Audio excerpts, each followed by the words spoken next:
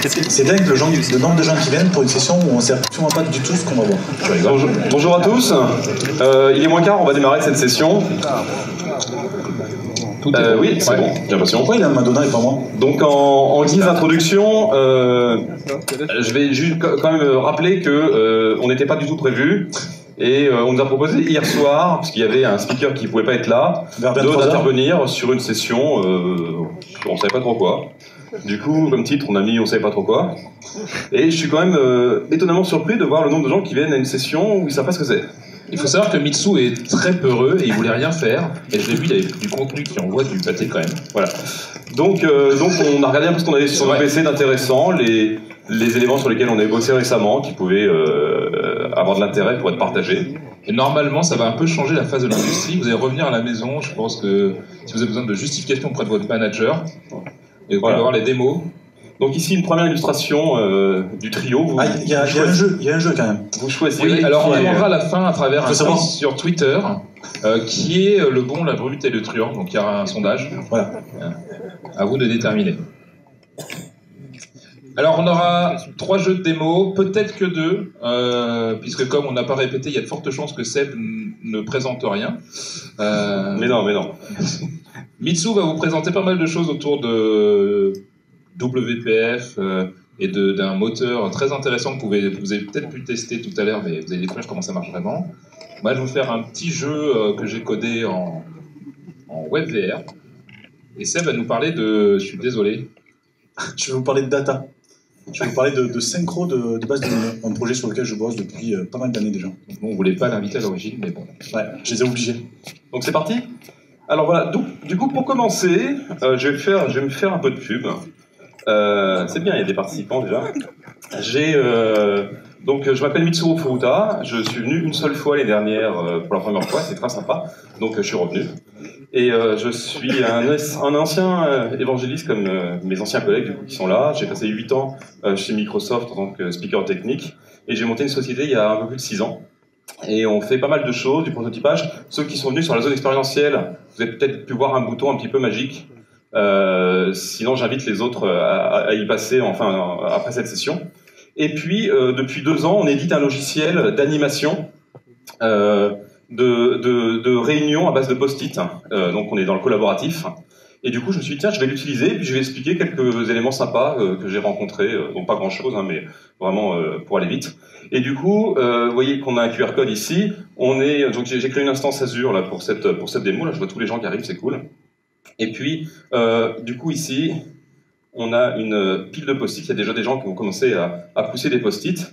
Donc, ce que je vous propose, je vais parler un petit peu de quelques éléments de code. Et puis, si vous avez des questions autres que des smileys, vous pouvez les...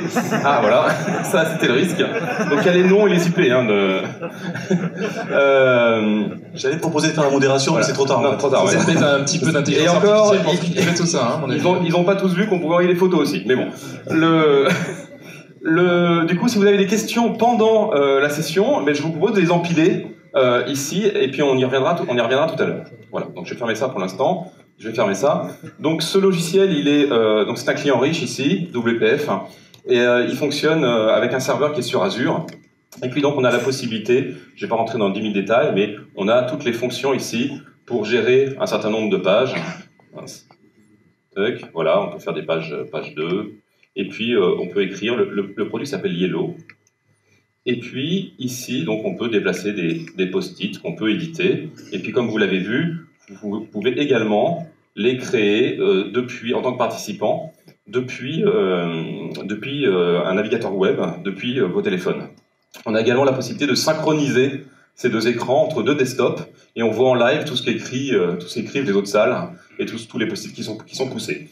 Donc ici, il y a un petit, en tant que dev, pour avoir des trucs sympas à montrer, il y avait un petit truc rigolo. Sachez que cette application, elle est entièrement codée en MVVM, y compris le dessin et le déplacement de tous ces items-là. Donc MVVM, tout le monde, beaucoup de gens l'utilisent en tout cas aujourd'hui dans WPF. Et, qui est développeur XAML dans la salle? Voilà. Ah. Il y a même un double développeur XAML là-bas, il y a les 2 mains. Ouais, MVVM, ça n'existe pas que dans le XAML. C'est vrai. Et du coup, ici, donc il y a beaucoup de gens qui bind des formulaires, des vues, etc. Avec ce modèle qui est très pratique. Et je vais vous montrer qu'on peut très bien l'utiliser également en 2D. Donc je vais faire quelques petits bouts de code ici très rapides. Je vais poser un link canvas et je vais poser une list box à laquelle je vais donner une largeur de 100 par exemple. Et je vais l'aligner à droite. Déjà, c'est très impressionnant. Voilà. Ici, le link canvas, il a un événement qui s'appelle stroke collected, qui se déclenche quand vous avez fini de dessiner une stroke. Donc si je lance ça très rapidement, ça va donner un bout de code très simple, qui est celui-ci. D'accord? Maintenant, ici, dans mon événement, donc j'ai la stroke qui vient d'être dessinée et d'être collectée dans ma collection, et elle a un ensemble de points qui s'appellent les stylus points, qui ont un X, un Y, donc ça c'est un point, et également une épaisseur. Donc parfois on supporte les devices qui nous renvoient la pression, et on peut en déduire une épaisseur. Ça, je vais le mettre dans le data context, donc qui est mon contexte de base de toute ma forme. D'accord? Du coup, ce contexte, ça devient le contexte de base de tous les éléments graphiques qui sont ici. Et puis, dans ma list box, je vais binder item source est égal à binding. Donc le data context courant, je vais le déclarer comme source de la collection de ma list box. Si je lance ça, quand j'ai fini de collecter, ici je retrouve tous mes stylus points. D'accord? Donc là, on commence à utiliser le binding de WPF. Ici, il y a une propriété qui s'appelle displayMemberPath. Si je mets la valeur X, par exemple, ce sera un petit peu plus visible. Si j'écris ça, je me retrouve avec une collection de X. D'accord? Et ici, finalement, c'est du MVVM un peu classique. C'est-à-dire que j'ai des éléments qui sont dans une list box. Maintenant, sous cette list box, ici, je vais rajouter un canvas dans lequel je vais poser un rectangle de largeur 10 et de hauteur 10. Et je vais le remplir en vert, par exemple. OK? Voilà. Maintenant, est-ce que vous savez ce qui se passe en WPF quand on écrit ça? Quand on écrit ça, ici, j'ai une collection de points qui n'a pas du tout de notion d'éléments courants. J'ai juste une collection avec les différentes valeurs. Mais WPF va automatiquement, à chaque fois qu'on bind une collection, créer une collection view. C'est une vue qui est entre le contrôle et la collection de données. Cette vue, elle a une notion, elle, d'éléments courants. D'accord? Par défaut, la list box, elle aussi a un current item, donc également une notion d'élément courant, n'est pas synchronisée avec cet élément. Si on fait is synchronized with current item, un mot qui est un peu long mais qui parle de lui-même, alors la list box va se synchroniser avec cette vue. Ensuite, dans mon rectangle, je vais faire canvas. Alors, le rectangle, j'aimerais qu'il y ait un point qui suive en 2D. Et c'est le but de cette démo, c'est que MVVM, on peut aussi faire de la 2D, on peut faire du graphisme, on peut faire de la 3D avec. Ici, le data context, il vaut la collection. Moi, j'aimerais qu'il vaille l'élément courant plutôt. Pour faire ça, il vous suffit de faire point. Si vous faites rien, la valeur du data context, c'est toute la collection. Si vous faites point, ou slash point s'il y a un pass avant, c'est l'élément courant, le selected, le current item de la vue. Maintenant que je suis sur un seul élément, le left, je vais le binder. Le left, c'est X. Et canvas.top, c'est Y. D'accord? En faisant ça, normalement, ça suffit. Si je fais ça, et que je mets sur un point, ben, automatiquement ici, quand je me balade dans ma list box, merci, quand je me balade dans la list box, je change le current item de la vue, la list box y est synchronisée, et le point, binding point, récupère l'élément courant, et j'arrive à binder XY. Donc ce que je vous ai montré ici tout à l'heure dans Yellow, tous ces éléments sont bougés par binding. Je n'ai aucun code behind de type manipulation ou autre. Dans mes modèles, je change la matrice. C'est un peu plus complexe parce qu'on supporte également la rotation, donc c'est pas juste un XY. Mais tout est bindé en ViewModel. Un autre élément qu'on voulait absolument dans Yellow, c'est offrir à l'utilisateur la sensation la plus naturelle possible. Donc vous voyez que l'interface est relativement nue. C'est très simple, un peu comme sur une tablette, hein, on peut manipuler. Et il y avait le tracé. Le tracé, si je mets dans Paint, même sur un bon écran capacitif comme on a aujourd'hui sur une tablette, si je fais un trait droit, il est relativement dégueulasse. Il est bruité et on n'a pas cette sensation d'épaisseur. Nous, on utilise Yellow sur des grands écrans tactiles infrarouges. Il n'y a pas de retour de pression. Il n'y a pas de notion de pression sur les stylos. Donc, je voulais absolument qu'on ait cette information, simuler en tout cas une pression qui simule une écriture agréable et pas une écriture informatique trop numérique. Du coup, je vais vous montrer ici, je suis un peu comme Maïté, là, j'ai des petits plats qui sont tout près. C'est le seul lien. Voilà, donc je reprends quasiment la même démo que je vous ai montré. Donc le premier intérêt, c'était vous de montrer qu'on peut très facilement binder aussi des éléments 2D, XY, plutôt que adresse, name et customer. Et ici, donc ça est un peu plus enrichi. Évidemment, j'ai oublié de cliquer dessus. Donc mon but, vous l'avez compris, c'était de faire varier l'épaisseur du stylo. Donc cet algorithme, il combine plusieurs informations. Je calcule la distance entre les points, la vitesse, et je calcule également le rayon de courbure. Donc pour tout ça, j'avais besoin de développer une application qui permette de tester tout ça. Donc le soft, vous l'avez vu, on vient de le coder en live. Et puis ici, au lieu d'avoir juste un stylus point XY pressure, j'ai d'autres. Donc quand je collecte la stroke, je fais des calculs mathématiques qui calculent la vitesse, le rayon de courbure, etc. Je les affiche, je les débug. Et du coup ici, cet algorithme, il prend en compte donc tous ces éléments, dont le rayon de courbure. Le rayon de courbure, vous voyez ici, ceux qui ne savent pas ce que c'est qu'un rayon de courbure, c'est toute courbe en un point peut représenter sa courbure par rapport à un cercle, donc qui est tangent ici. Et du coup, c'est une donnée que j'exploite ici pour calculer. Vous voyez que l'épaisseur varie au fur et à mesure de ma courbe et pour simuler un effet d'écriture tel que je l'ai ici quand je fais ce genre de choses. D'accord, voilà, donc ça c'était une première petite démo que je voulais vous partager, que je trouvais sympa.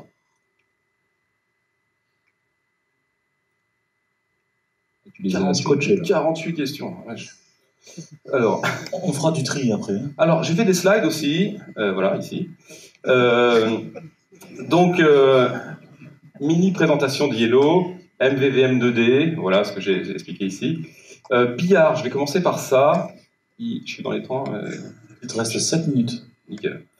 Combien tu dis ? Et combien de débordements ? Fais ce que tu veux, Est-ce qu'il y en a qui sont venus au MS Experience à Paris ? Quelques-uns. Est-ce qu'il y en a qui sont venus à Coding for Fun parmi ceux-là ? C'est bien, il y a des fidèles. J'ai fait une démo assez rigolote. Donc le but de la session, déjà, c'était de se marrer, donc et de présenter des trucs sympas. Je vais vous faire un petit quiz ici, donc je vais utiliser Yellow à nouveau. Est-ce que vous savez... Attends, je m'en souviens en fait. A, B, voilà. Je suis... ici, il y a une rivière, comme on ne le voit pas, et je pars de A, je vais aller à B, et je me demande où aller chercher de l'eau à la rivière en optimisant mon chemin. C'est-à-dire que je peux y aller ici, mais je vais beaucoup marcher. Certainement, entre les deux, c'est là que la vérité se situe, mais comment géométriquement trouver le chemin le plus court pour aller de A à B en passant par la rivière. D'accord ? C'est un rapport avec le billard, vous ne le voyez pas tout de suite, mais je vais y venir. Donc la solution, c'est de prendre ici le symétrique de B, de l'autre côté de la rivière, et si c'est le symétrique, ça veut dire que que la rivière ici, enfin le trait qui la symbolise, c'est la médiatrice de BB'. D'accord ? Ça veut dire que tous les points de la rivière sont à égale distance de B ou de B'. C'est-à-dire qu'une fois que je suis à la rivière, aller à B ou à B', c'est la même distance. Du coup, raisonner la question que je vous ai posée tout à l'heure, c'est la même que pour aller de A à B'. Et là, c'est facile, c'est la ligne droite. Donc le point, je l'ai trouvé, c'est celui-ci. D'accord ? Et donc, voilà comment on calcule le chemin optimum pour aller chercher de l'eau. Je viens en effet maintenant le lien avec le billard. Le lien avec le billard, c'est que ici, vu la symétrie de la médiatrice, cet angle et cet angle ici, ce sont les mêmes. D'accord ? En fait, ici, c'est assez facile de montrer que cet angle, c'est le même que celui-là, parce qu'ils sont opposés au-delà du segment. Et puis ici, comme c'est un triangle isocèle, ce sont les mêmes angles.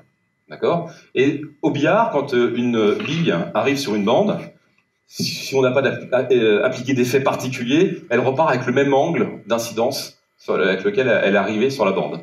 Donc finalement, ce chemin, c'est le même angle qu'on a lorsqu'une bille au billard va frapper une bande. D'accord? Du coup, au billard, si je suis en A et que je veux taper une bille B, après une bande, je peux imaginer le reflet de cette bille de l'autre côté de la bande et le viser directement. D'accord? C'est la conclusion. C'est comme ça qu'on calcule un petit peu des bandes au billard français, hein, en tout cas. On vise des reflets de billes. Alors, on peut le faire avec 2 bandes, etc. Ici, j'ai fait une petite application, WPF encore. J'ai pris une grid avec 1, 2, 3, 4, 5 lignes et 5 colonnes. Et dans cette grille, c'est où? Voilà, ici, au centre, j'ai placé un fond vert, un canvas, et j'ai placé une ellipse qui est positionnée à une certaine distance. Hein. Je peux la bouger normalement ici, en design. Qu'est-ce qui se passe?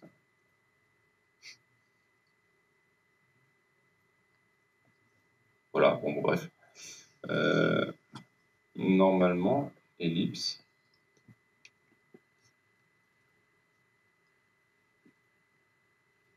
Alors, ouais, je dois avoir un canvas par-dessus, peu importe. Elle est ici, et elle symbolise donc mon billard.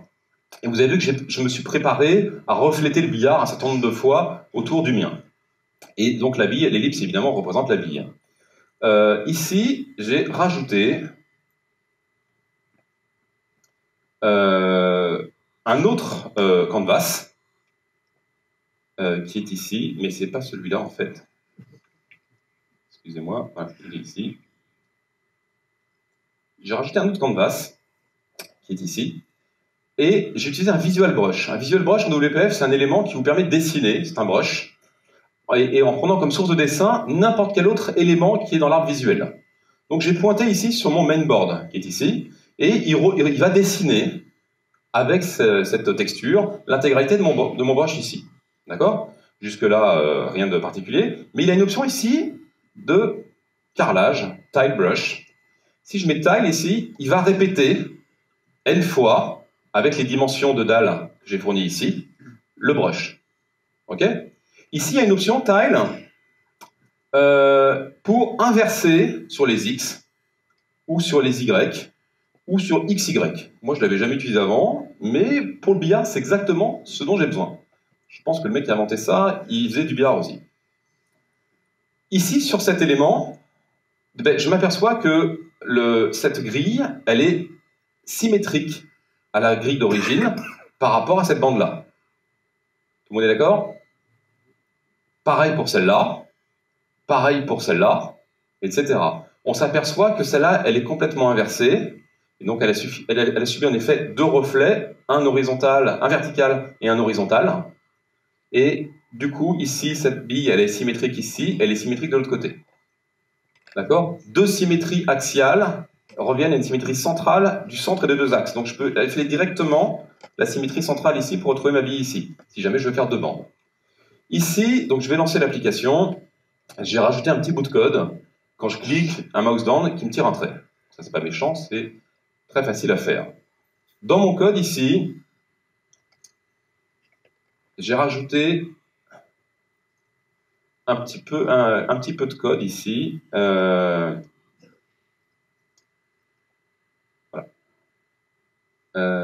Oui, un petit peu de code, pardon, qui me permet ici d'animer le chemin. Donc il va suivre le tracé que j'ai fait, d'accord, et je peux l'animer.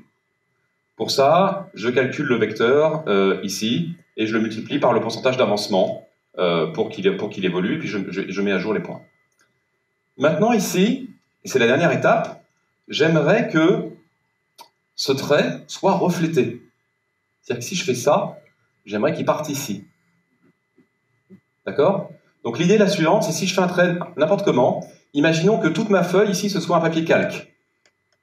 D'accord? Je vais replier ce papier calque suivant cet axe, puis suivant celui-là, jusqu'à ce que tout soit replié au centre.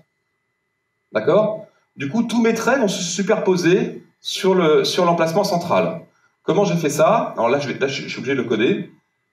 J'ai rajouté un dernier canvas ici, qui est bindé à nouveau, un items control, ils vont tous représenter ce trait, mais coupé au bon endroit. Donc c'est l'inverse du tile brush. Ils vont tous, le dessin, le trait qui est ici, il va finir par se refléter ici. Le bout de trait qui est dans celui-là, il va finir par se refléter ici, avec la bonne transformation qui va respecter le pliage. Donc ici, c'est un code que j'ai masqué ici. Oui.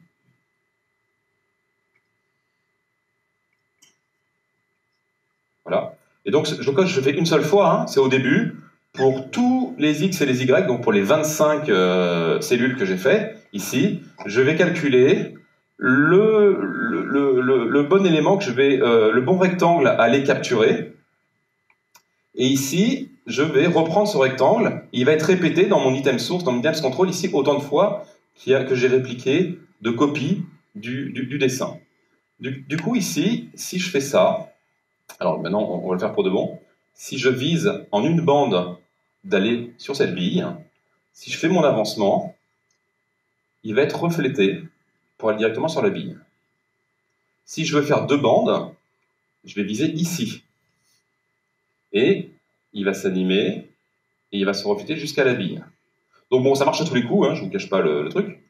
Donc si j'ai envie de faire 4 bandes, je fais ça, et puis il va toujours réussir à retrouver la bille. D'accord? Et j'ai quand même jamais codé l'algo de la réflexion. Hein. C'est que des brushes. C'est qu'avec un jeu de miroir que j'arrive à replacer ça ici dans ce petit simulateur de billard. Voilà pour cette démo. Il est quelle heure? C'est bon?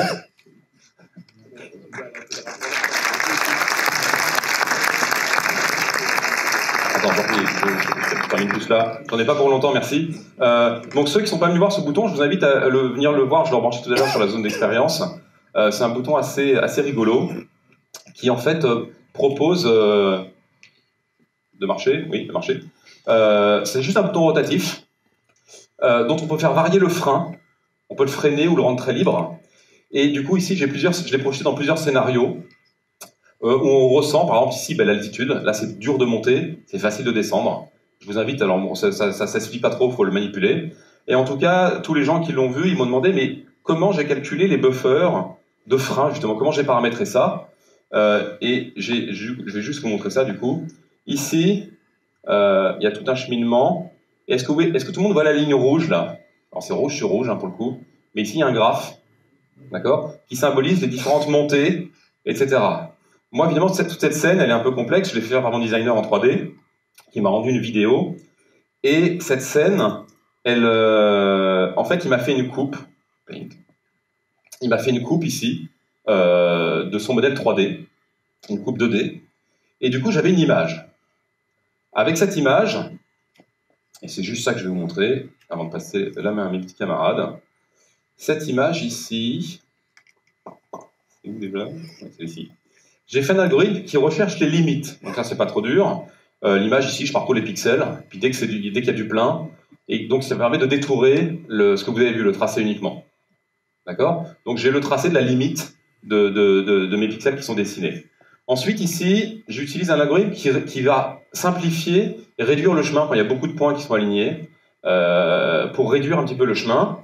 Et ensuite, une fois que j'ai cette collection de points, j'ai besoin de la dériver, c'est-à-dire que, au sens mathématique du terme, c'est-à-dire que quand c'est horizontal, il n'y a pas de frein, c'est 0. Quand il y a une pente, c'est 1, 2, 3, etc. Quand il y a une descente, c'est -1, -2, -3. Et tout ça pour faire le match entre le design de cette application et puis les buffers que je voulais envoyer à mon bouton ici. Et du coup, ici, au début, je l'ai fait. J'ai fait une dérivée numérique en comparant les vecteurs consécutifs, etc. C'est pas très compliqué. Et je me suis aperçu, parce que je voulais avoir la tangente, le point également de la bille qui se balade, je me suis aperçu que, je me suis rappelé en tout cas, qu'en WPF, il y avait une méthode magique, elle est où? Dérive ici, qui s'appelle, lorsque vous voulez passer un pass, donc un pass c'est un chemin, d'accord, au sens graphique du terme, WPF, il a une méthode sur un pass qui s'appelle getPoint at fraction length, et vous lui donnez un pourcentage d'avancement entre 0 et 1, et il vous dit quel est le point de la courbe et quelle est sa tangente. D'accord? Ici, si je vais dans ma vue ici sur Home View, et que je vais sur mon ellipse, si je la transforme par un rectangle,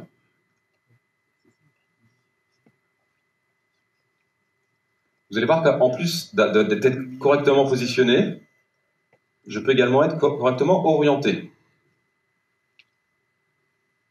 D'accord? Et du coup, quand j'ai cette tangente, donc cette méthode, hein, elle est gratos, hein, je l'appelle, je lui dis à 50% de mon trajet, sur ce pass, de segments, d'arc de cercle, etc., il va me dire, bah, t'es à ce point-là, et t'es à cette tangente-là. Et du coup, quand j'ai la tangente, je divise pour avoir la pente, les y par les x, et j'ai ma valeur dérivée. Donc voilà comment j'ai utilisé ces fonctions graphiques finalement pour calculer mes différentes pentes sans avoir à me faire le calcul des dérivés. Voilà, merci à vous. Je relaisse la main à mes petits bonhommes. Merci Mitsou.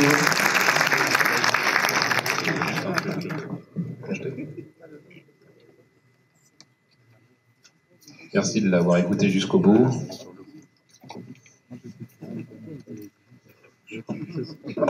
Alors moi, c'est beaucoup plus sérieux, plus orienté business, je pense, je l'espère.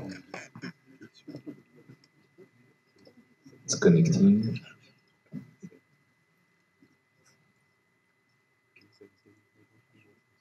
Il faut que j'arrive à projeter.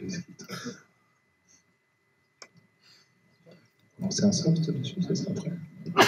Je vais en profiter pour faire le ménage dans les différentes illustrations plus ou moins correctes que vous avez pu envoyer.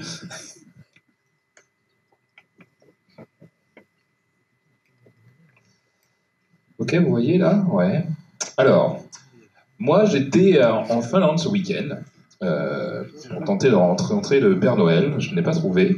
On faisait un hackathon pour faire de la VR dans le web. Donc je ne sais pas qui était là ce matin, Keynote. Presque tout le monde, félicitations. Vous êtes plus sérieux que les Français. Je discutais avec une petite chinoise qui me disait, moi j'aimerais bien faire un concept de jeu, elle m'expliquait des objets qui viennent vers moi, etc. Et puis en fait, je me dis, mais en fait, elle cherche à faire un peu Fruit Ninja. Donc, je ne sais pas si vous avez connu Fruit Ninja. Il existe une version VR même maintenant, où avec son sabre, on coupe des fruits. Et je lui dis, bah écoute, on va aller utiliser des outils. Moi, si vous êtes développeur comme moi, alors moi je sais faire un peu de 3D, je trouve ça cool. Par contre, faire des objets en 3D, comme le beau dessin de Mitsou, ça, je suis une quiche. Donc j'ai besoin d'assets, de ressources. Donc elle me dit, oh, j'ai trouvé une pomme sur ton truc. Elle cherche une pomme, là. Donc ça utilise le moteur moment pub Babylon.js, là. Et je crois que c'était cette pomme-là. Et puis elle me dit, j'aimerais bien utiliser cet asset-là dans mon jeu. Donc je lui dis, bah écoute, on va regarder ensemble comment la récupérer. Donc si vous avez la dernière version de Windows 10, vous pouvez cliquer sur Edit and Paint 3D, ici. Donc c'est la nouvelle version de Paint pour faire de la 3D. Et ce qui m'intéresse, moi, c'est surtout récupérer l'asset. Donc en fait, il faut savoir qu'ici, on a un menu où vous pouvez faire Export File. Et vous avez différents formats de fichiers. Alors ceux qui connaissent un peu la 3D doivent connaître FBX, qui vient du monde Autodesk, pour 3D Studio Max, Maya, etc., pour ceux qui ont connu. Il y a ensuite un nouveau format qui se développe qui s'appelle GLTF, pour OpenGL Transfer File. C'est assez compliqué dans le monde de la 3D, tout le monde veut faire son propre format, mais celui-là, tout le monde a l'air de le supporter. Donc que ce soit Babylon, que ce soit Autodesk, que ce soit tous les moteurs 3D, Unity le supporte. Donc je vais l'exporter. Je vais le mettre ici, je vais l'appeler DevDay, .glp, voilà. Hop, j'ai plus besoin de Paint 3D. Donc je vais récupérer l'asset qui est en ligne. Là, je vais sur mon PC dans les objets 3D, et j'ai DevDay. Et si je l'ouvre avec, par exemple, un truc qui s'appelle Mixed Reality Viewer, je ne sais pas si vous connaissez, qui est installé aussi par défaut. Je retrouve ma pomme, ici. Alors, pas la pomme, mais vous avez compris. Et si je clique sur Mixed Reality, il accède à la caméra. Bon, là, il ne va rien voir, du coup.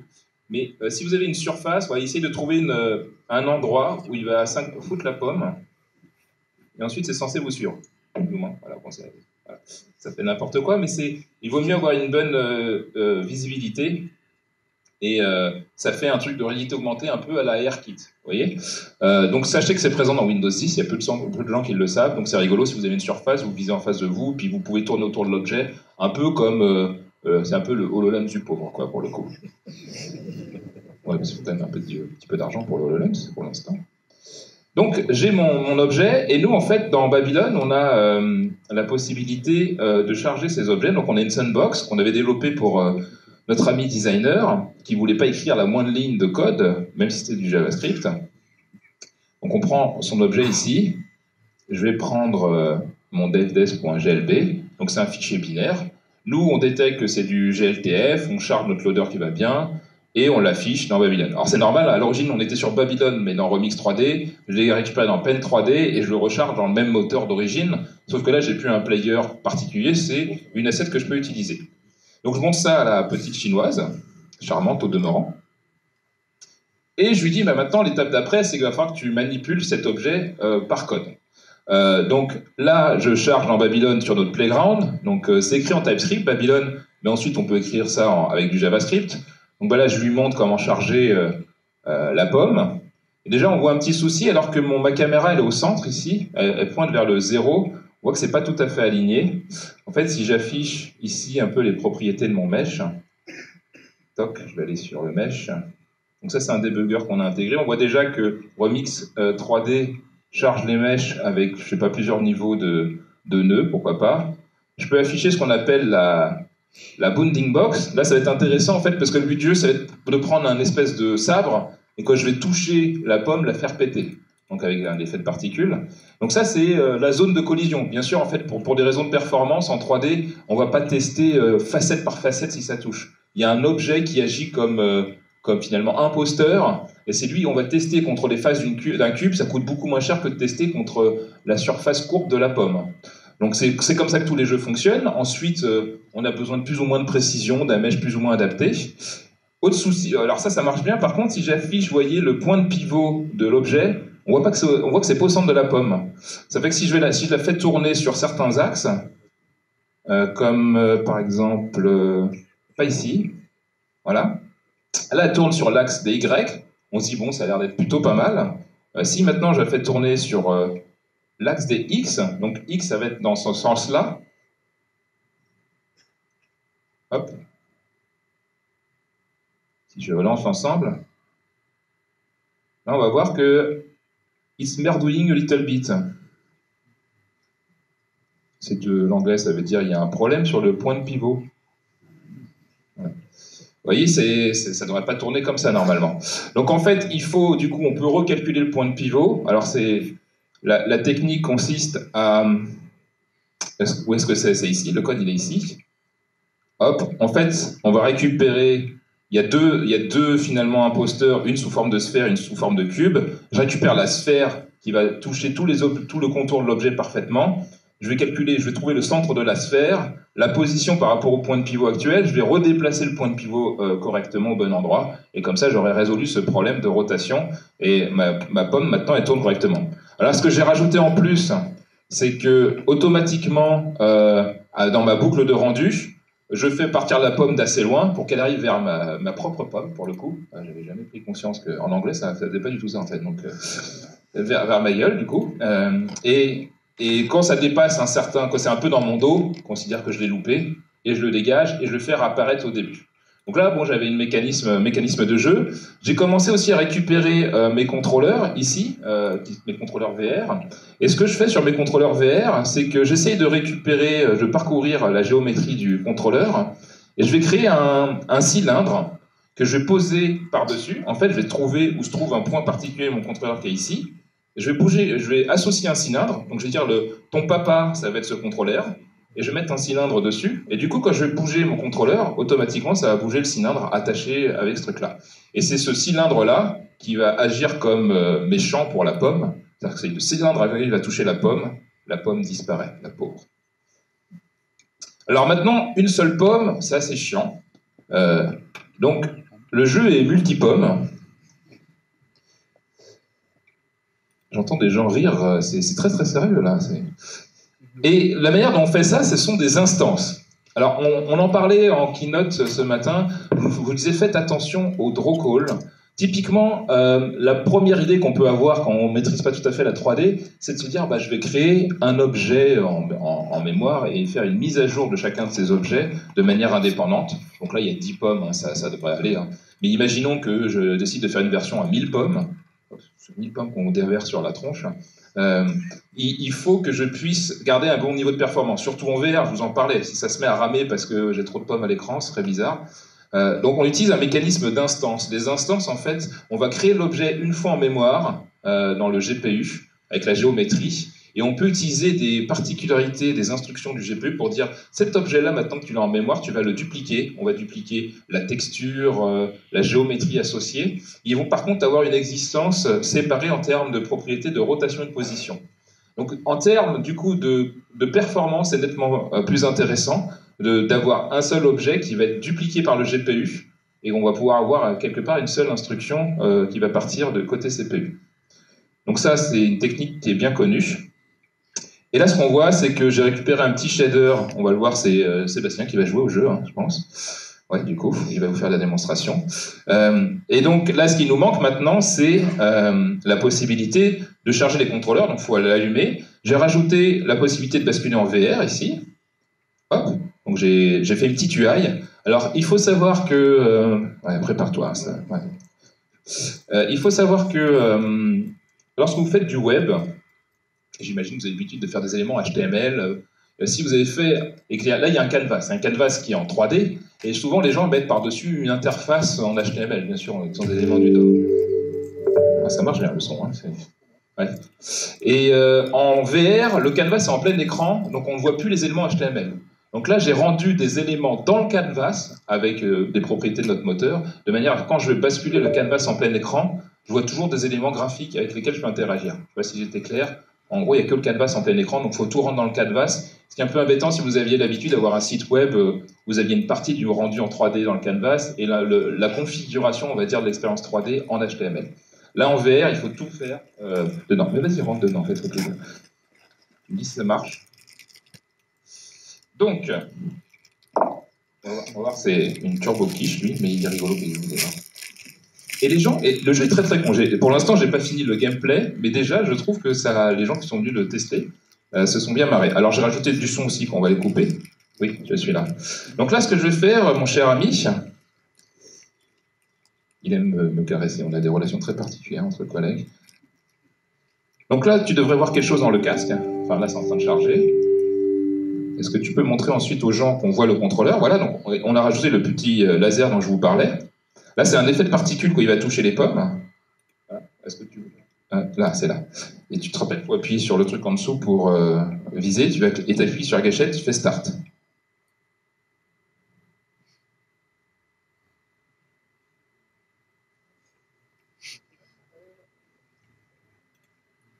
C'est un peu lent, hein. Ça arrive. Normalement, il y a de la musique, mais en fait, ça basculait la musique dans le casque. Ouais, c'est un peu lent, là, je sais pas... Ah, voilà. Donc, pour l'instant, c'est relativement lent, mais vous allez, il va quand même réussir à en louper. Alors, nous on voit la version... en fait, lui, il voit mieux Touch et Mist, parce que l'interface est pensée pour la VR, et pas tellement pour le retour écran. Et vous voyez, il est en train de là, il se prend pour un chevalier Jedi. Et ça marche relativement bien.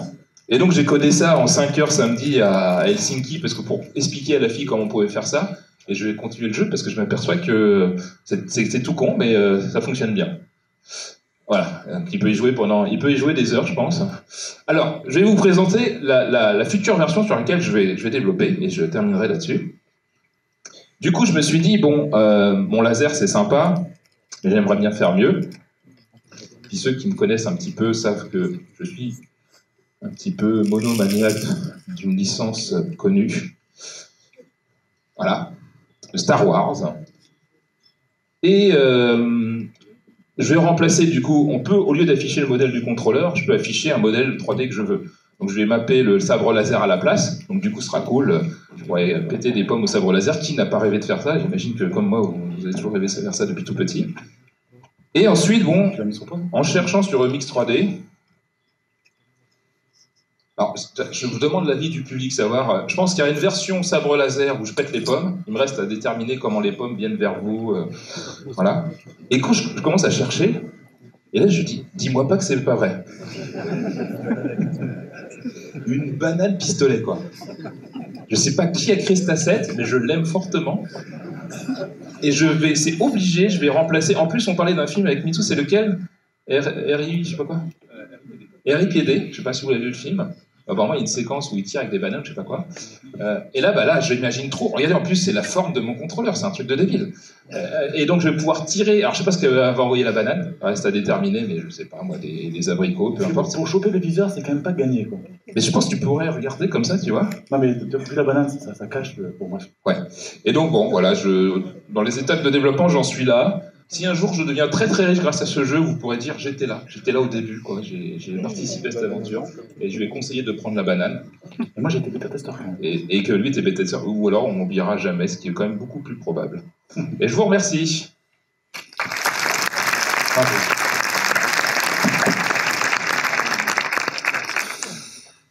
Alors, il faut cliquer. Alors moi j'ai parlé de quelque chose de beaucoup moins drôle que d'un billard ou des sabres laser pour couper des pommes. Je vais vous parler d'un projet sur lequel j'ai bossé pendant quelques temps. Alors c'était le side project, donc du coup je dis que j'y bosse depuis quelques années, mais bon j'ai fait ça de temps en temps pendant une semaine, puis après j'ai arrêté pendant 6 mois, puis après j'ai recommencé, etc.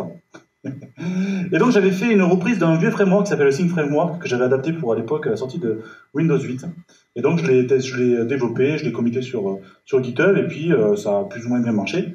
Ce qu'il y a, c'est que pour l'installer, il fallait globalement plusieurs étapes. Il fallait l'installer, il fallait télécharger des SDK qu'il fallait télécharger en version 86 ou 64, il fallait rajouter des packages NuGet. Bref, après, une fois que vous aviez terminé de tout installer, c'était pas fini, il fallait après générer du code, puis installer une application WinForm pour générer le code, pour se connecter à une base de données. Ça devenait très très compliqué. Et un jour, je vais voir un ami à moi, dit Davos, tu vois ce que tu veux dire. Et je lui dis, écoute David, j'ai un super truc, j'aimerais bien que tu testes un framework que j'ai qui permet de synchroniser des bases de données relationnelles. Et donc il me dit dans sa verve habituelle que vous connaissez, je m'en branle. Voilà. Alors il m'a dit, en fait je m'en branle pas vraiment, c'est que moi les bases de données c'est déjà pas mon truc, tu vois, voilà, parce que la 3D toi tu préfères. Hein. Et il me dit, un framework, si moi déjà je suis pas convaincu par la techno qu'il y a derrière, ou enfin pas par la techno mais par le principe, s'il faut plus de 5 lignes de code pour arriver à faire le hello world de ton framework, je l'utilise pas. Et donc moi, avec mes trucs de génération de code, etc., qui marchaient que sur Windows, etc., donc c'était pas gagné, quoi. Donc j'ai même pas essayé de faire une démonstration, puisqu'il était déjà parti au café, parce qu'il y avait quelqu'un qui passait... Bon bref. Et donc du coup, j'ai tout recommencé à zéro, et je me suis dit, tiens, tant qu'à faire, je vais partir sur .NET Standard. Donc j'ai reparti, donc j'ai même pas fait un fork, j'ai recommencé tout à zéro, et donc du coup, j'ai fait une nouvelle version, que j'ai sortie il y a pas très longtemps, et le fait de dire... il faut que ça marche en moins de 5 lignes de code, c'est extrêmement complexe en termes d'ingénierie parce qu'il faut vraiment inventer tout ce que ne doit pas faire l'utilisateur. Ok ? Donc voilà, donc je vous fais une petite démo de comment ça fonctionne. Donc c'est publié sur GitHub pour récupérer le package NuGet. Donc le principe, au-delà de l'histoire, c'est vraiment de prendre une base de données, ici qui est une base de données, alors je vais prendre une base de données dans laquelle j'ai 2 pauvres tables.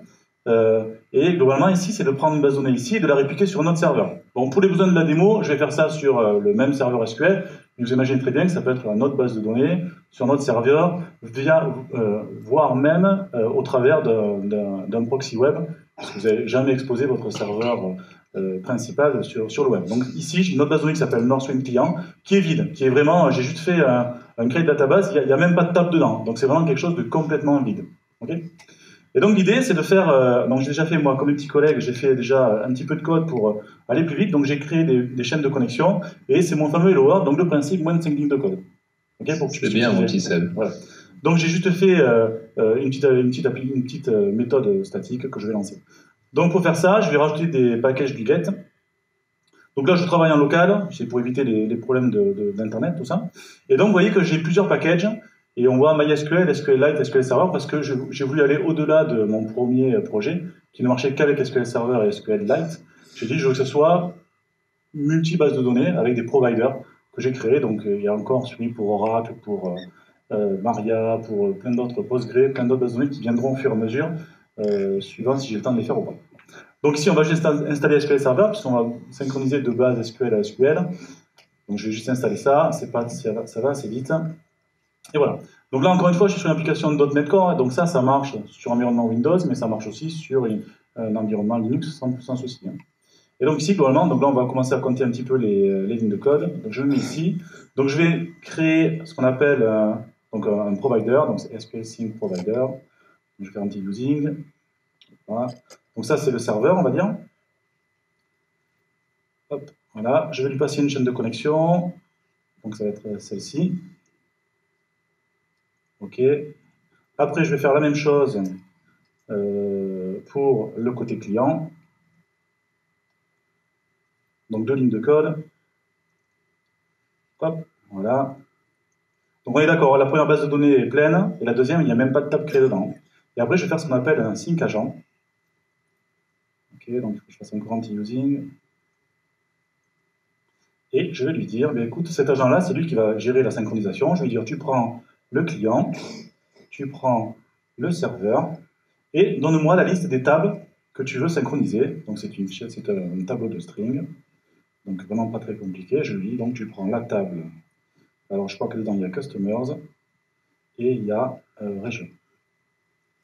OK. Et une fois que j'ai fait ça, je vais juste lui dire agent.synchronize async, une méthode asynchrone, sur lequel vous pouvez passer pas mal de paramètres, et voilà. Et je vais récupérer un objet que je vais pouvoir afficher. Donc en fait, ce que j'ai fait un petit peu mieux que 5 lignes, c'est en 4 lignes. Donc avec juste ça, vous n'avez pas besoin de générer le schéma sur le côté client, vous n'avez pas besoin de savoir comment est-ce que ça récupère les données, comment est-ce qu'il les stocke en mémoire, etc. C'est tout fait par le framework. Vous avez juste à écrire ces 4 pauvres lignes de code pour faire, en tout cas, la version la plus simple d'une synchronisation. Alors, si je fais ça, vous n'allez rien voir écrit sur l'écran, parce qu'il n'y a pas de retour sur l'écran. Donc j'ai quand même des méthodes qui me permettent notamment pour récupérer on va dire, le temps de synchronisation qu'il m'a fallu pour synchroniser. Et après, j'ai même ici aussi un abonnement sur une méthode qui va me permettre de récupérer la progression de la synchronisation. Donc ce que je vais faire ici, je vais lui dire agent, voilà, je suis où là, agent.progress, et je lui donne si je mets des var, mais c'est pour tu veux que je mette des var plutôt? Mais je peux aussi, ça va vite. Hein. Et après ici, je vais lui dire console.writeLine donne-moi le résultat de ce que ça donne. Voilà, donc là, c'est un petit peu plus long, mais c'est juste pour récupérer quelques informations. Et à partir de là, je vais pouvoir synchroniser ma base de données. Donc, je vais le lancer. Parce que c'est sûr, c'est beaucoup moins visuel, la base de données. Ouais, du coup, ouais, c'est beaucoup moins visuel. Mais c'est vrai que pour les gens, comme c'est dans l'entreprise, tout ça... T'as pensé à intégrer des modèles 3D de pommes? Non, par contre, on peut sérialiser des modèles, du coup, ça serait plutôt sympa. J'essaye de donner des idées pour rendre attractif ton truc, moi. Ouais, je sais. Mais c'est gentil, je t'ai toujours fait confiance sur ce genre de points-là pour essayer de rendre les choses attractives. Mais déjà, tu vois, du coup, de ne plus avoir besoin de générer du code, ce genre de truc-là, c'est plutôt sympa. Donc là, c'est un petit peu long. Pourquoi? Parce qu'il va récupérer le schéma côté serveur et il va le répliquer côté client. Donc il va recréer toutes les tables, plus tout ce qu'il avait besoin de faire pour synchroniser. Donc ça a mis 6 secondes 609, ce qui est plutôt pas beaucoup. Il a quand même fallu qu'il crée aussi les tables. Donc si on revient ici sur la base de données, ici, donc Northwind, ici, elle est ici, et Northwind client, hop, si je fais refresh, il est bien qu'ici, j'ai des tables. Alors c'est assez intrusif quand même parce que globalement je crée aussi des tables de tracking qui vont me permettre de traquer aussi les changements sur chacune des lignes. D'accord? Donc c'est pas non plus quelque chose qui vous laisse votre base de données en état. Quand vous l'installez, ça rajoute des choses dans votre base de données parce que comme je suis, on va dire, généraliste avec n'importe quelle base de données relationnelle, donc je ne peux utiliser que tout ce qui est compatible avec une base de données relationnelle, c'est-à-dire des triggers et des requêtes. Ouais, ça sert pas grand-chose. Donc bon, il faut faire avec. Je ne peux pas utiliser des fonctionnalités spécifiques à SQL Server. Et ça me génère aussi des procédures stockées qui vont me permettre globalement de travailler sur l'insertion en masse, etc., etc. Donc ça fait pas mal de choses. Et donc maintenant c'est cool parce que du coup je peux ici récupérer toutes mes lignes. Donc là maintenant vous pouvez faire ce que vous voulez. Donc là vous êtes sur la base de données client. Je peux même ici carrément les éditer pour aller faire Mumus. Donc ici je prends Maria et je lui change et je lui dis Maria c'est Maria Sanders 2. Voilà, donc ici je relance en synchro et ça met, hop, voilà, ça a mis 742 millisecondes pour récupérer qu'il y a eu un changement sur la base des clients, l'envoyer au serveur et l'appliquer sur le serveur. Ok, donc c'est, en tout cas j'ai essayé de faire ça assez bien pour que ce soit assez rapide. Voilà l'idée. Donc évidemment, du coup, puisque je fais ça sur SQL Server, l'idée c'est de faire ça sur un autre provider. Donc est-ce que vous préférez faire ça sur du SQLite ou du MySQL? Alors SQLite, on est plutôt... Ouais, MySQL. Ok, d'accord, donc MySQL. Donc je vais récupérer le provider pour MySQL. Donc là, j'ai eu beaucoup de chance parce que le provider officiel ADO.NET pour MySQL n'est pas compatible avec .NET Standard, mais il y a un gars de la communauté qui l'a entièrement réécrit à la main. Et donc aujourd'hui, on a un connecteur qui permet de... Parce que tu réécris des trucs pas à la main, toi, des fois. Ouais. Donc je sens juste ça, je dis juste au lieu de dire avec les pieds. Au lieu de faire avec du SQL Server, je transforme ça en MySQL. Et ouais, tu vois, je vais m'y voir, c'était plus rapide. Voilà, c'est un vieux développeur, lui. On sent le poids des visages. Il a besoin de typer, ça le rassure. Donc là, c'est Northwind. Est-ce que je l'ai créé côté... Donc ici, je suis sur un serveur MySQL que j'ai installé en local. Et vous voyez qu'ici, j'ai pas de table. Il n'y a pas de fake, j'ai pas de table. Donc là, j'ai juste changé le provider. Donc je suis de SQL Server en MySQL. J'exécute. Pas de château. Oui, c'est ça. Non, pas de palais. Et donc là, du coup, pareil, même sans tasse, il va récupérer le schéma côté serveur, il va le répliquer côté MySQL, il va recréer toutes les tables et il va répliquer les données. Et donc maintenant, si je reviens ici, normalement... Sous vos yeux ébahis, mesdames et messieurs. Refresh, et donc j'ai toutes mes tables qui sont ici, Customers, sur lesquelles je peux récupérer l'ensemble des lignes. Voilà. Et Myers Sanders 2, qui est ici, pour ceux du fond qui ne voient pas très bien, l'a bien été répliqué, celle qui a été au départ modifiée. Donc maintenant, je peux faire une synchro de toute... base relationnelle, en tout cas limitée aujourd'hui à SQLite et MySQL et SQL Server. Et en tout cas, je tiens à féliciter Sébastien. Parce que oh là là, toi tu vas sortir une vache. Non, c'est vrai. La base de données, ça me saoule, mais prodigieusement, depuis tout petit. Hein. Ouais, lui, il adore, je sais pas comment c'est possible, pourquoi pas. Et quand il m'a parlé de ces trucs, c'est véridique l'histoire qu'il a racontée. Hein. Quand on vient me parler de base de données, en général, je suis pas très agréable et je m'en vais très très vite. Et lui, il me parle d'un projet de base de données. Moi. Enfin, je veux dire, c'est comme si les gens ils parlent de foot ou de jeux de foot, ou de Zelda, par exemple. Alors, là, tu pars sur un chemin qui est pas bon. Là, j'ai multi-trollé, normalement, j'ai forcément touché quelqu'un. C'est ça. Et là, j'étais assez épaté, parce que moi, à part O2, je sais pas qui a connu les bases de données O2, moi j'avais bien kiffé. En fait, dès l'instant que je peux ne pas voir la base de données, je suis content. Moi, j'estime qu'un développeur n'a pas à se soucier... Enfin, je vais encore me faire des amis, c'est le boulot d'autres gars de se démerder avec les données. Et j'ai confié cette mission à Sébastien. Alors, je suis un public très particulier, je pense, hein, mais il a réussi l'exercice de rendre ça simple parce que je lui ai dit, je veux pas savoir la contrainte de la difficulté de synchronisation. J'imagine que avec des index, je sais pas trop ce qui se passe dans votre vie, c'est assez compliqué.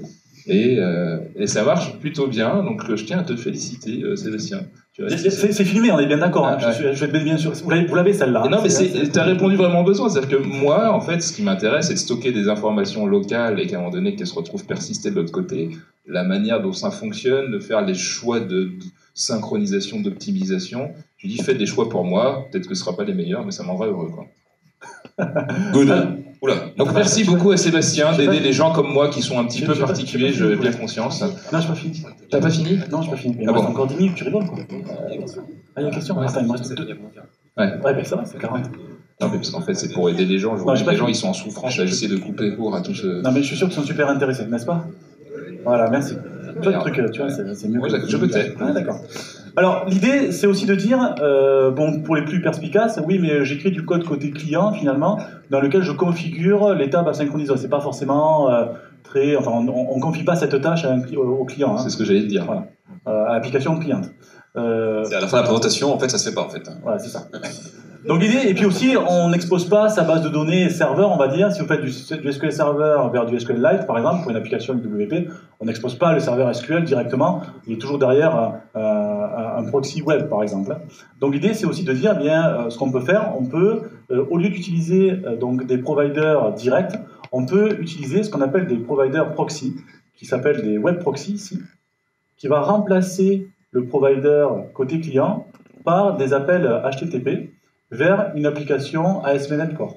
Et côté ASP.NET Core, c'est exactement la même chose. J'ai aussi ici un proxy que j'ai déclaré comme dans toute application ASP.NET Core avec de l'injection de dépendance, et dans laquelle ici je déclare mon contrôleur. Mon contrôleur il fait rien, il dit juste je prends la requête et je la traite pour toi.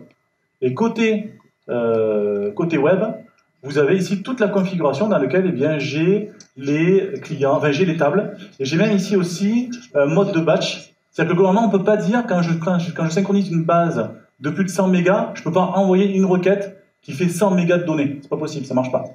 Donc en fait, ce que va faire le framework, il va couper l'ensemble de toutes vos données à répliquer côté client, en passant par le web, en chunk de 2 mégas. Donc vous allez charger 2 mégas, 2 mégas, 2 mégas, 2 mégas jusqu'à la fin, et à la fin, votre base cliente est synchronisée, et la transaction est committée des deux côtés.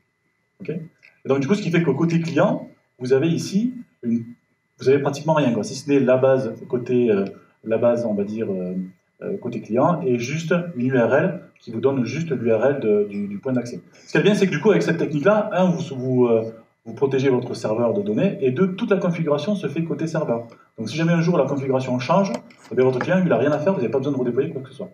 Okay, donc c'est aussi un petit peu l'idée que j'avais, c'était de réussir à faire quelque chose qui soit complètement managé côté serveur. Et donc du coup, après, on peut faire des petites applications. Donc j'ai fait une petite application ici, donc UWP. Donc sachez que depuis la Fall Creator Update, on est capable de récupérer depuis une application UWP, on peut faire des requêtes vers des serveurs SQL. Donc aujourd'hui, system.data.sql client, .mysql et .sqlite sont accessibles depuis UWP. Et donc ici, j'ai une petite base de données. Donc là, ici, j'ai 3 clients différents. Donc vous imaginez 3 applications différentes. Donc SQL Server en tant que client, SQLite et MySQL. Et ici, si je lance une synchronisation, je vais récupérer l'ensemble des données. Donc ce que je me suis fait faire, j'ai récupéré les 4 speakers d'aujourd'hui de chez MS. Et vous pouvez en rajouter tant que vous voulez. Donc on peut par exemple ici rajouter, on va dire, le père Mickey, on va mettre David. Donc David Catu, que vous connaissez tous sûrement, qui ne regarde pas parce qu'il dort à ce temps-ci. Hop, je le sauvegarde. Et après, je le synchronise. Et voilà, j'ai synchronisé en direct. Donc ça prend moins de 200 millisecondes. Ici, j'ai une base de données SQLite. Donc là, ce qui est bien, c'est que SQLite il va automatiquement créer la base pour moi. Je fais synchro. Et paf, j'ai récupéré toutes mes données. Et pareil avec MySQL. C'est ça que tu codais au bar hier soir, là? Ouais. Voilà, MySQL, pareil. Donc voilà, j'ai une petite application que vous pouvez récupérer. Tout ça, c'est sur le repo, si jamais vous avez besoin de le récupérer et de tester. Est-ce que je peux partager le lien de ton GitHub, là? Alors ouais, du coup, le lien, c'est ici. Donc il est... Non, c'est... oui, non, quoi. Bon, bref, c'est ça. Voilà. Donc c'est ici, si jamais vous le récupérez. Donc toutes les samples que je vous ai montrés là pendant cette démo, tout est sur le repo GitHub, si jamais vous voulez tester. Et si vous avez des questions, je suis dispo par là. Je suis pléthorique sur le sujet, puisque j'y bosse depuis déjà pas mal de temps. Et si jamais il y a des gens qui veulent tester, je suis assez preneur, parce que pour l'instant, j'ai 2 gars qui testent, dont un qui est en Chine, donc du coup, c'est compliqué pour... Et l'autre, c'est ton frère, ouais. Voilà. Non, j'ai pas de frère, j'ai qu'une sœur. Voilà, écoute, il est 15h43, je crois que je te repasse la main pour les questions. Merci beaucoup, Seb. On peut l'applaudir. Bravo, Seb. Ah, c'est un peu flou. Ah, c'est dommage. C'est le barco, là. Ah, ça y est, c'est... Alors, voilà, donc en parallèle de nos petites démonstrations, donc il y a pas mal de questions qui se sont empilées avec plus ou moins d'intérêt, un taux de chute correct. Il y en a qui ont mis leur prénom, là, bon. Chacun son truc. Ça peut facilement s'adresser à moi, ça. Et donc ici, alors... je vais déplacer ça. Moi, je vois une question auquel je peux répondre. Et donc il y a eu voilà, donc parmi tout ça, il y a eu quelques vraies questions. Parce que du coup, j'étais au niveau des... Ah, c'est pas ça? Non, c'est pas ça, non.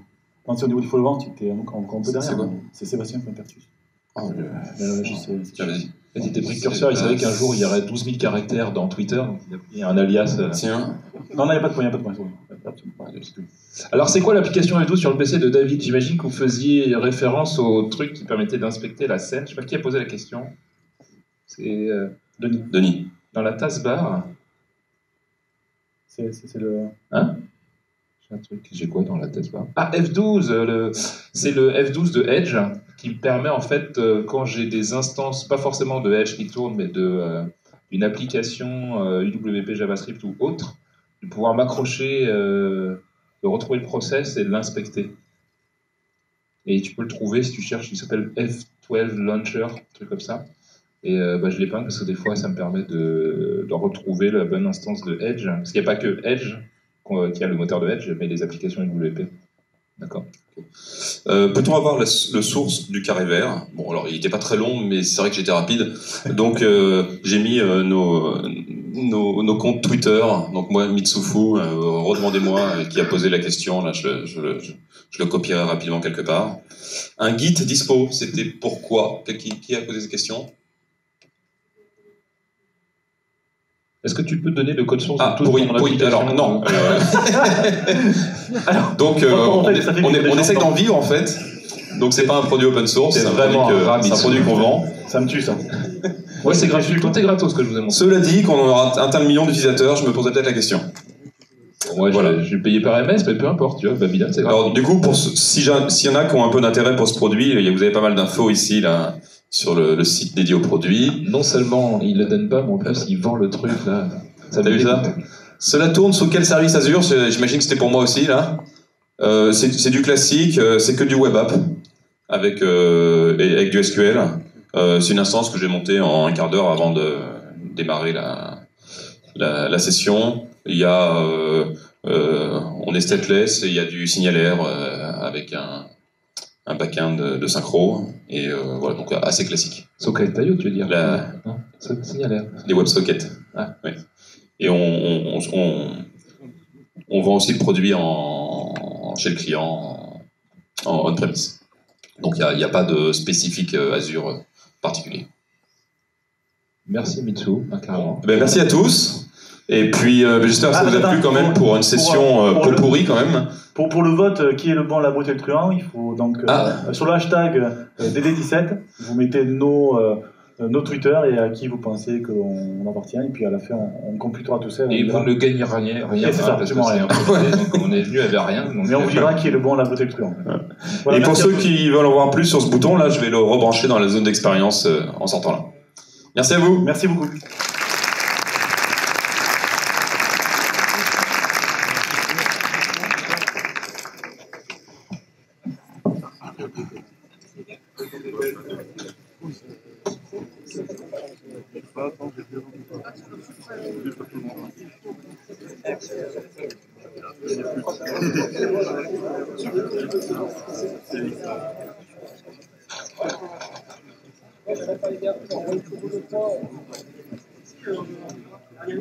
Alors les gars, on peut pas faire mieux. Maintenant, on doit quand même attendre 52. Pour aller à la gare, on a le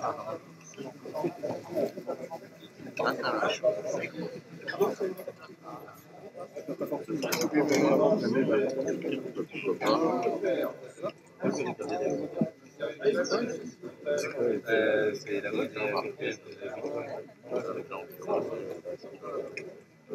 c'est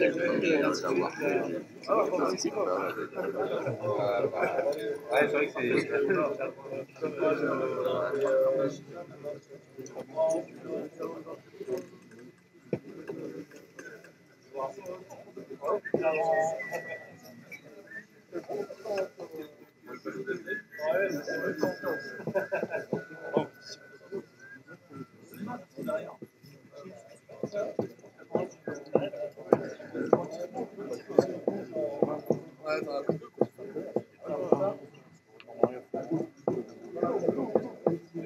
qu'est-ce qui se passe? Vous prenez le train de quelle heure, les gars? 52?